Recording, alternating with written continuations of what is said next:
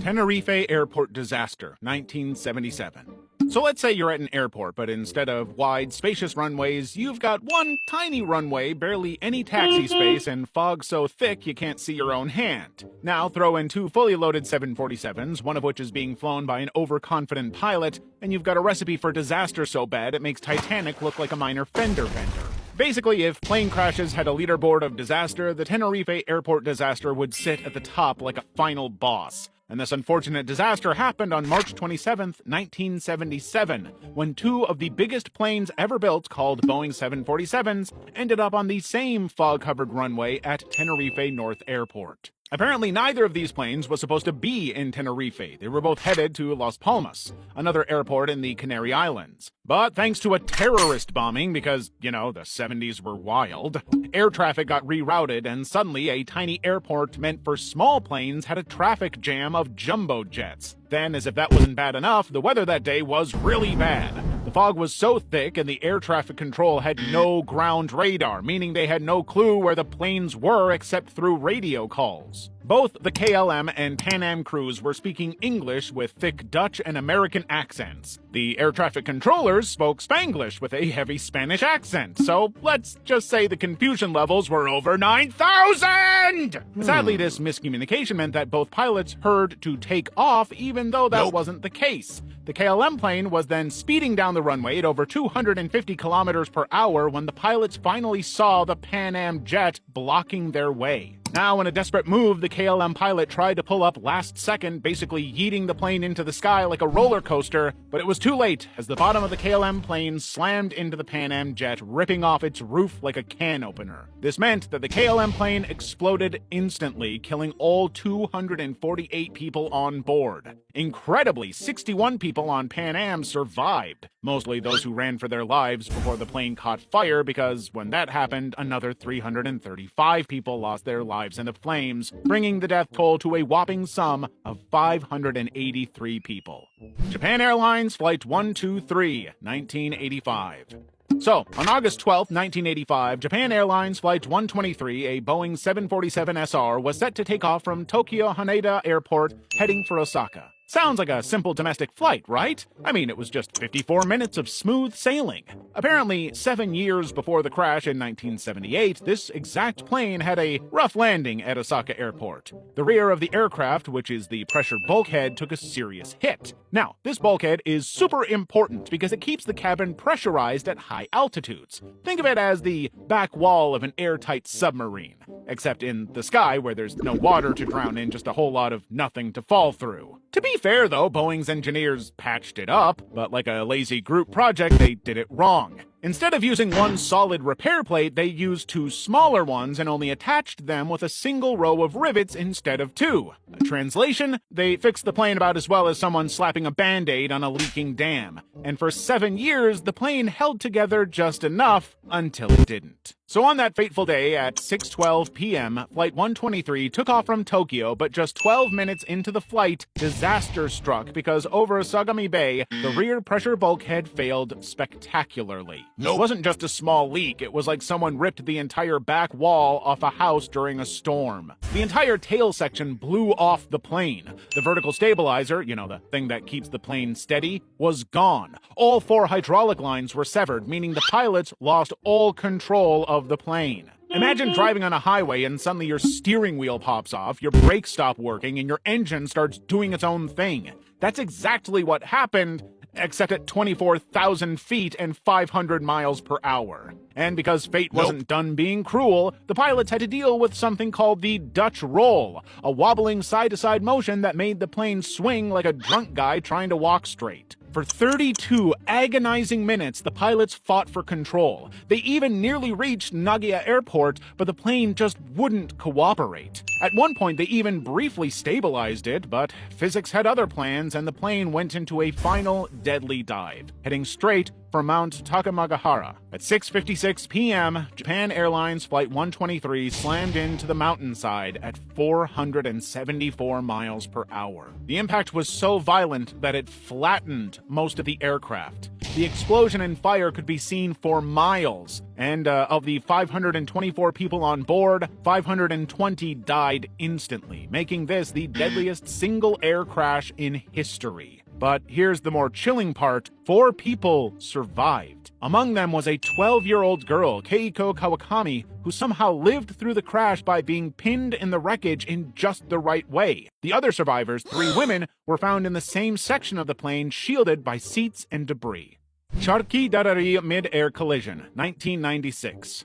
If you've ever been on a flight and thought, man, I hope we don't run into another plane up here, well, that's exactly what happened on November 12, 1996. And this catastrophe involved 2 massive planes. The first was a Saudi Arabian Airlines Flight 763, a Boeing 747 carrying 289 passengers and crew, departing from New Delhi to Dhahran, Saudi Arabia. And the second was Kazakhstan Airlines Flight 1907, an Ilyushin Il-76, a large Soviet cargo passenger plane carrying 37 people headed into New Delhi for a landing. Now imagine 2 people walking toward each other in a narrow hallway. One is distracted on their phone and the other is confidently walking straight ahead thinking the coast is clear. Except instead of 2 people, it was 2 planes traveling at hundreds of miles per hour, 14,000 feet in the air with hundreds of lives on board. Apparently, Saudi Arabian Flight 763 was ascending to its assigned altitude of 14,000 feet after takeoff, while Kazakhstan Airlines Flight 1907 was descending into New Delhi at 15,000 feet. But instead of staying there, the pilots accidentally drifted down to 14,000 feet. And at 14,000 feet, the 2 planes slammed into each other. The tail of the Kazakh plane sliced right through the Saudi Boeing 747's wing and fuselage, essentially gutting it open like a fish. So the 747 immediately broke apart, with debris and passengers falling from the sky. The Kazakhstan Airlines plane also spiraled out of control, breaking apart as it crashed, and both planes went down in flames, hitting the ground near the village of Charki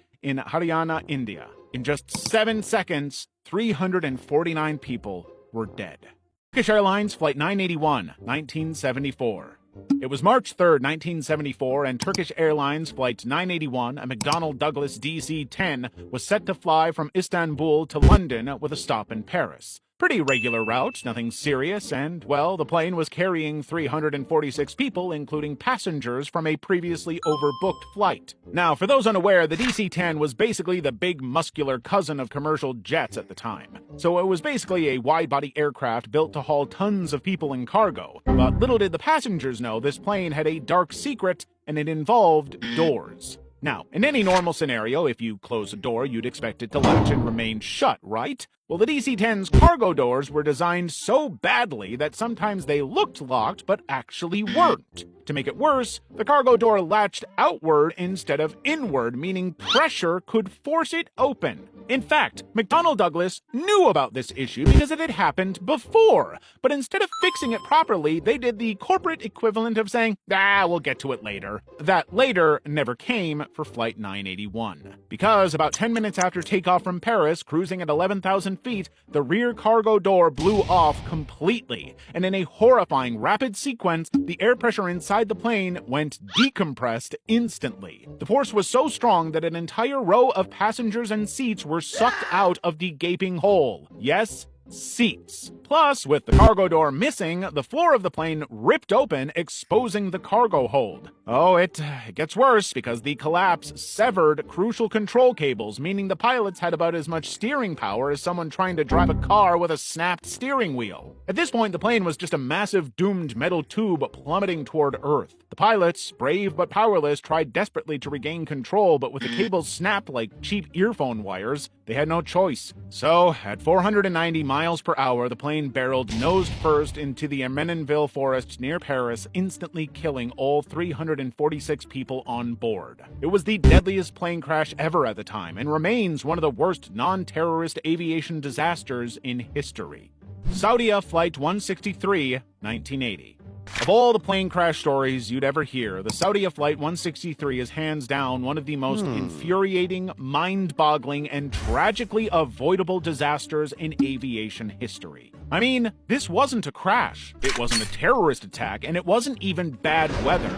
The plane actually landed safely, and then 301 people died anyway because of a series of mistakes so dumb they make a horror movie character's decision to split up look like pure genius. So basically, on August 19th, 1980, Saudi Flight 163, a Lockheed L-1011 TriStar, took off from Karachi, Pakistan, heading towards Jeddah, Saudi Arabia with a stopover in Riyadh. Everything was going fine until about 7 minutes after takeoff from Riyadh. That's when the pilots got the first hint that their flight was in trouble. At first, it was just a small warning light on the dashboard, but soon, thick black smoke started seeping into the passenger cabin from the cargo hold. People could smell it, and flight attendants began running up and down the aisle trying to figure out what was happening. So the pilots made a U-turn and headed back to Riyadh Airport for an emergency landing. Now, the landing itself was flawless, smooth as butter, zero crash damage. The engines were still fully functional, and the pilots even taxied off the runway like nothing was wrong. In fact, fire trucks and ambulances were literally right there ready to rescue everyone. Yet not a single person made it out alive.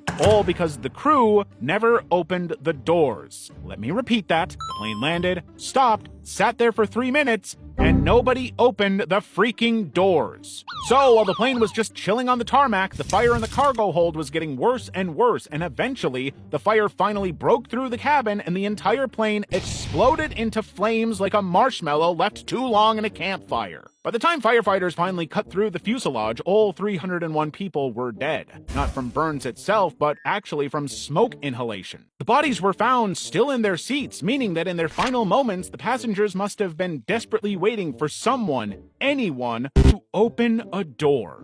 American Airlines Flight 191, 1979.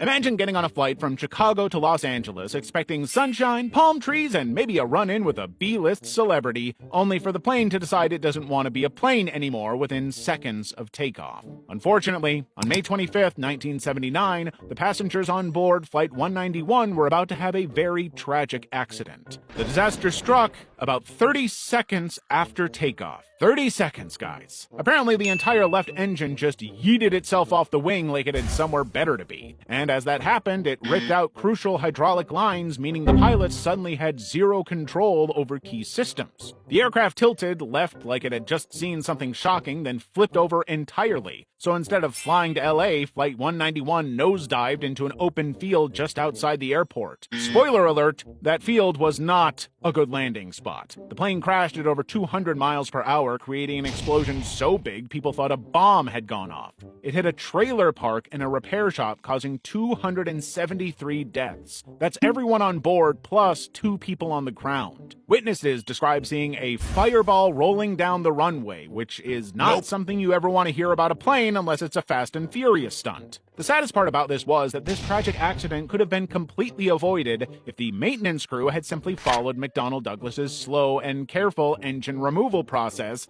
instead of playing hard and fast with the rules. However, it's safe to say that this catastrophe changed aviation forever because the FAA, NTSB, and basically everyone in aviation had a long, hard meeting about what the heck just happened. New rules were immediately introduced for engine maintenance, and airlines started double-checking for cracks instead of waiting for the engines to detach mid-air. It was also the final nail in the coffin for the DC-10, as it was already in hot water after previous crashes. Korean Airlines Flight 007, 1983.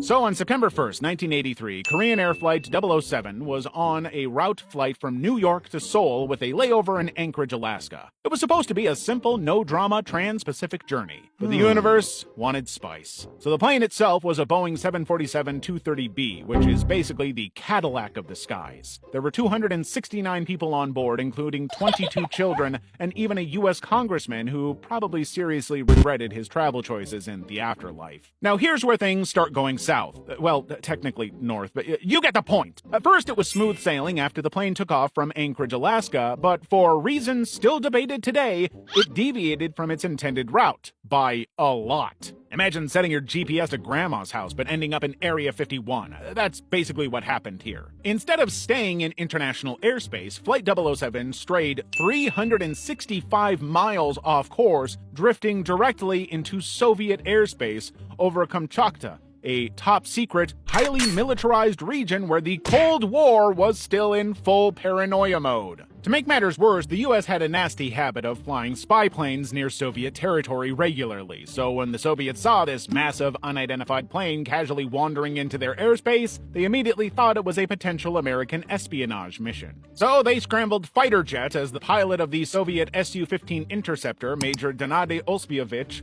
tried to figure out what the heck this intruder was doing. Well, unfortunately, he concluded that the giant Boeing 747 was definitely an American spy plane in disguise. So of course the Soviets did what any panicked Cold War superpower would do. They sent warning shots, which the Korean pilots never saw because it was nighttime. So naturally, they just launched 2 missiles instead. One missile hit the plane's tail, damaging the controls, and the second blew off a chunk of the fuselage, depressurizing the cabin. The plane, now crippled, spiraled downward for 12 minutes before crashing into the Sea of Japan, where 269 people lost their lives.